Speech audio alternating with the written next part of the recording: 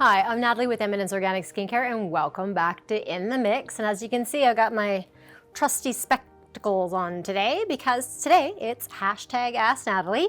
And we went through a bunch of questions and consolidated a little bit. And this one had come up and I thought that was fantastic. So we're going to start with the do's and don'ts of exfoliation. And I think what's really important here is I think a lot of us might have a misunderstanding of what exfoliation is and why you would be doing it in the first place. So I guess in the mini of it, it's when our skin feels like there's a bit of buildup or it feels a bit heavier. Usually it's a good signal that we want to like maybe scrub it off, right? And a lot of times we might pick different things depending on your experience and maybe some of the information you've had, whether or not you've ever gone for a professional facial. So there could be lots of factors around how do I decide if I need to exfoliate or what would I exfoliate with, because we know there's many different options out there for us, and how do we make that decision? So I think some of the first things, we're going to begin with the don'ts, okay? So we'll just begin with some of the things you want to avoid in the style of exfoliating your skin, because I know usually you have that kind of feeling, it feels a bit heavier, you just want to scrub everything off. So we might be a little bit too aggressive, maybe when we're using a washcloth, or we might be using more heavier cleansing agents that have more detergent based. I mean, things that lather up a lot, which can cause the skin to become really dry, and then afterwards the skin can be flaky and maybe a little bit tender.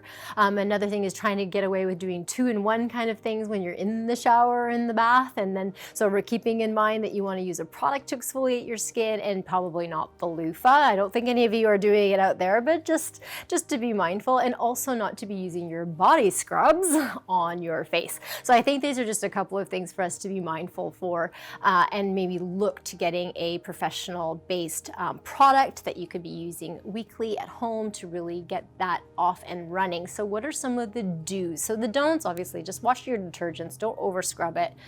You know, try not to multi-purpose in the shower itself or in at the sink. Really, I do encourage that you keep your exfoliating treatment as a separate item or a separate method, okay? So for the do's, as I mentioned, so grab a great product. You can get them in all kinds of places. I think really, an exfoliation step can be added to multiple places in your routine. I think that probably makes a little bit more sense for you. You can do it in your cleansing step. It can be done in its own individual step as an exfoliation step, and then sometimes we can have masks that will also exfoliate the skin. So you can find ways to integrate it into your home care routine to whatever's the easiest for you. So for today, what I wanted to share are the different methods, and I grabbed the Stonecrop oxygenating exfoliant to start us off with, because I think most of us will begin with like a physical or granule kind of feeling to a cleanser, to an exfoliant. And because you can just mix it into your favorite cleanser, it's really easy to use. And even if you don't want to do that, you can just pop it into your just with a little bit of water, works completely fine. But I'm bringing this one up because I think when one of the other triggers that we might want to exfoliate our skin might be because we have congestion, or you might see that you have comedone or you have melia, which are like blackheads and whiteheads. So you really start to see it in the skin and you want to get rid of it. And one of the fastest ways to do that is actually to do a really beautiful exfoliating treatment. And one of my top picks is this one here. It's our Stonecrop exfoliant. It kind of fizzes up. It's really cool. It softens and really makes it easy for you to cleanse and refine the pores and clean them out. So this is one option for you to do as a do. A second one, as I mentioned, is that you can find multi-purpose cleansers. This one is the Monoi Age Corrective Exfoliating Cleanser. This one definitely is a little more appropriate if you have more of a matured skin, because it has a little bit of extra boost of ingredients in there. But those of you who are just looking for a nice basic 2-in-1, easy to use, which I also recommend for your showers, is we have the Mangosteen Resurfacing Cleanser. There's the amazing Charcoal Exfoliating Cleanser that I've got here. This is a really great one to have in the shower.